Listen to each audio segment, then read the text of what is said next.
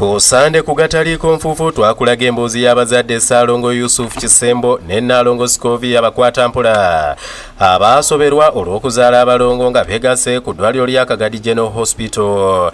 Omu ku baana yali talina mikono, magulu n'embiriizi nga beegattira mu lubuto.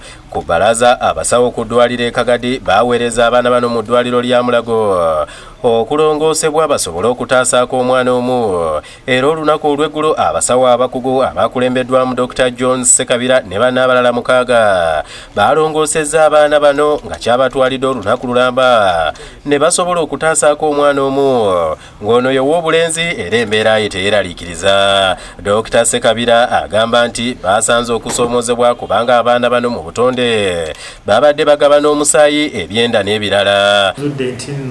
Omwana oyo yabadde yegasse ku munne atalina buuni ng'omutwe gwe gwabadde munene nnyo naye nga mulimu mazzi temulimu bwongo, ate n'ekirala nga yabadde alina omutima naye nga tegukuba.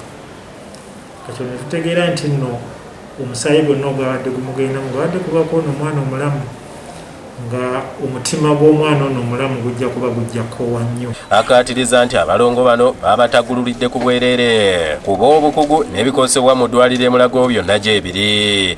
Okujjanjaba, okusula, okulongoosebwa kwonna okwakoleddwa kwonna kwa bwereere.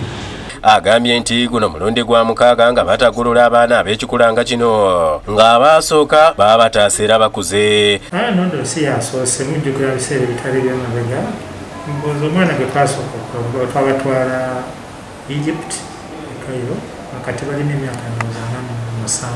Ye Dr. Robin Naluyimbazi agamba nti okusoomoozebwa kwe balina kw'amaanyi kubanga maama akyali Kagadi gye bamulongooseza so nga omwana eyawonyewo yeetaaga okuyonka. Naye maama w'omwana tetumulina, ekigenda okuba ekizibu ate omwana ono ekyandibadde kisinga omuyamba ge mabeere g'omwana ga maama, so tujja kwetaaga formula milk yeetaaga ssente. Abazadde baavu so beetaaga okugula amata gano.